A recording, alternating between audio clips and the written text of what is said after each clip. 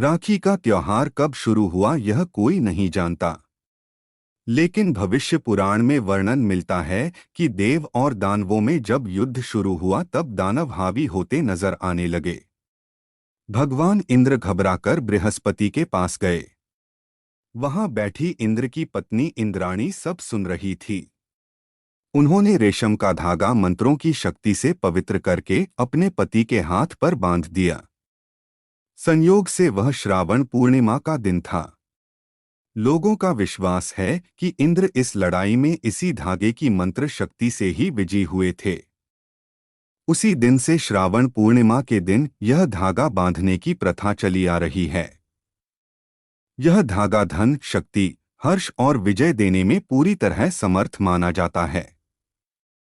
इतिहास में कृष्ण और द्रौपदी की कहानी प्रसिद्ध है, जिसमें युद्ध के दौरान श्री कृष्ण की उंगली घायल हो गई थी। श्री कृष्ण की घायल उंगली को द्रौपदी ने अपनी साड़ी में से एक टुकड़ा बांध दिया था, और इस उपकार के बदले श्री कृष्ण ने द्रौपदी को किसी भी संकट में द्रौपदी की सहायता करने का वचन दिया था।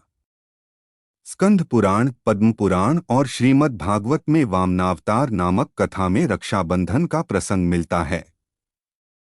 कथा कुछ इस प्रकार है। दानवेंद्र राजा बलि ने जब 100 यज्ञ पूर्ण कर स्वर्ग का राज्य छीनने का प्रयत्न किया तो इंद्र आदि देवताओं ने भगवान विष्णु से प्रार्थना की। तब भगवान वामन अवतार लेकर ब्राह्मण का वेश धारण कर राजा बलि से भिक्षा मांगने पहुंचे। गुरु के मना करने पर भी बलि ने 3 पग भूमि दान कर दी। भगवान ने 3 पग में सारा आकाश, पाताल और धरती नापकर राजा बलि को रसातल में भेज दिया। इस प्रकार भगवान विष्णु द्वारा बलि राजा के अभिमान को चकनाचूर कर देने के कारण यह त्योहार बलेव नाम से भी प्रसिद्ध है। कहते हैं एक बार बलि रसातल में चला गया, तब बलि ने अपनी भक्ति के बल से भगवान को रात दिन अपने सामने रहने का वचन ले लिया। भगवान के घर न लौटने से परेशान लक्ष्मी जी को नारद जी ने एक उपाय बताया।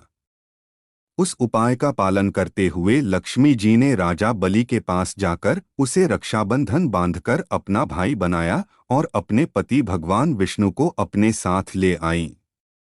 उस दिन श्रावण मास की पूर्णिमा तिथि थी।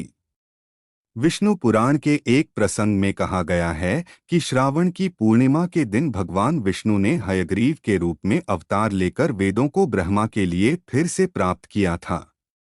भगवान हयग्रीव को विद्या और बुद्धि का प्रतीक माना जाता है।